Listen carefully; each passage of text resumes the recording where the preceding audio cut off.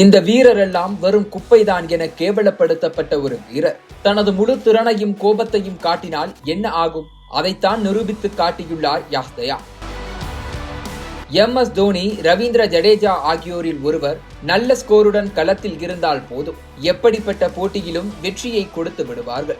ஆனால் இந்த இளம் வீரரோ அந்த இருவரையும் களத்தில் வைத்துக் கொண்டே ஆட்டம் காட்டிய காட்சிகள் கிரிக்கெட் ரசிகர்கள் அனைவரையும் ஆச்சரியத்தில் ஆழ்த்தியுள்ளது. கடைசி ஓவரில் 17 ரன்கள் மட்டுமே தேவை. முதல் பந்திலேயே சிக்ஸர் பறந்து விட்டது. எதிரில் நிற்பவரோ MS தோனி. 2024ஆம் ஆண்டு IPL தொடரில் பிளே ஆஃப் சுற்றுக்கு அருகில் சென்ற CSK. இதையெல்லாம் தாண்டி யாஸ்தயால் சாதித்ததற்கு பின்னால் ஒரு மிகப்பெரிய அவமானங்கள் இருந்துள்ளன. உத்தரப்பிரதேச மாநிலம் பிரயாக்ராஜில் பிறந்த யாஸ்தயால் 18 வயதில் முதலாக மாநில அணிக்காக விளையாட தொடங்கினார். அவர் IPL தொடரில் அறிமுகமானது 2022ஆம் ஆண்டு. வெறும் 4 ஆண்டுகள் மட்டுமே உள்ளூர் கிரிக்கெட்டை விளையாடி வந்த ஒரு வீரரை 3 கோடியே 20 லட்சம் ரூபாய் என போட்டி போட்டு எடுத்தது குஜராத் டைட்டன்ஸ் அணி. அன்று அவரின் அடிப்படை தொகையோ 20 லட்சம் ரூபாய் தான். இதற்கெல்லாம் காரணம் அந்த 4 ஆண்டுகளில் கிடைத்த வாய்ப்புகளை எல்லாம் யாஸ்தயால் பயன்படுத்திக் கொண்ட விதம்தான். இப்படிப்பட்ட ஒரு திறமையான வீரர் தான் வெறும் குப்பை என கேவலப்படுத்தப்பட்டார். 2023ஆம் ஆண்டு IPL-இன் போது குஜராத், கொல்கத்தா அணிகள் மோதிய லீக் போட்டியில் கொல்கத்தா வெற்றி பெற கடைசி ஓவரில் 29 ரன்கள் தேவைப்பட்டது. யாஸ்தயால் வீசிய அந்த ஓவரில் 5 சிக்ஸர்களை பறக்க விட்டு ரிங்கு சிங் ஹீரோவாக மாறினார். அதன் பின் வாய்ப்புகளே கிடைக்காமல் காணாமல் போனார். அந்த இரவு ஒரு மோசமான கனவை போன்று இருந்தது.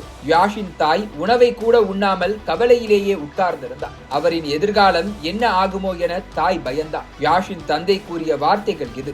ஒரே ஒரு போட்டி மனதளவில் மட்டுமல்ல, உடல் அளவிலும் யாஷுக்கு பாதிப்பை ஏற்படுத்தியது. அதன் பின் அவருக்கு வாய்ப்பு வழங்காததற்கு காரணம் உடல்நிலை சரியில்லாததுதான் என அப்போதைய கேப்டன் ஹர்திக் பாண்டியா கூறி சமாளித்திருந்தார். ஆனால் அந்த சம்பவத்திற்கு பின் யாஸ்தயால் கிட்டத்தட்ட 8 கிலோ வரை எடை குறைந்ததாகவும், இதனால் அவரின் பவுலிங் செயல்பாடுகளிலும் மோசமான மாற்றங்கள் ஏற்பட்டதாகவும் கூறப்பட்டது. கிரிக்கெட் மூலமாக பாதிக்கப்பட்ட யாஸ்தயாலுக்கு மத ரீதியாகவும் பிரச்சனைகள் எழுந்தது. லவ் ஜிகாத் குறித்து அவர் பதிவிட்ட ஒரு புகைப்படம். அவர் இஸ்லாமியர்களை அவதூறாக பேசிவிட்டார். அவர் ஒரு மத வெறியர் எனும் அளவிற்கு ரசிகர்கள் கண்டனங்களை கொட்டி தீர்த்தனர். பின் சமூக வலைதள பக்கம் ஹேக் செய்யப்பட்டு விட்டது, மன்னித்து விடுங்கள் என சரணடைந்தார். இப்படி பலகட்ட சர்ச்சைகளுக்கு இடையில் குஜராத் அணியில் இருந்து தூக்கி வீசப்பட்டவர்தான் இந்த யாஸ்தயா.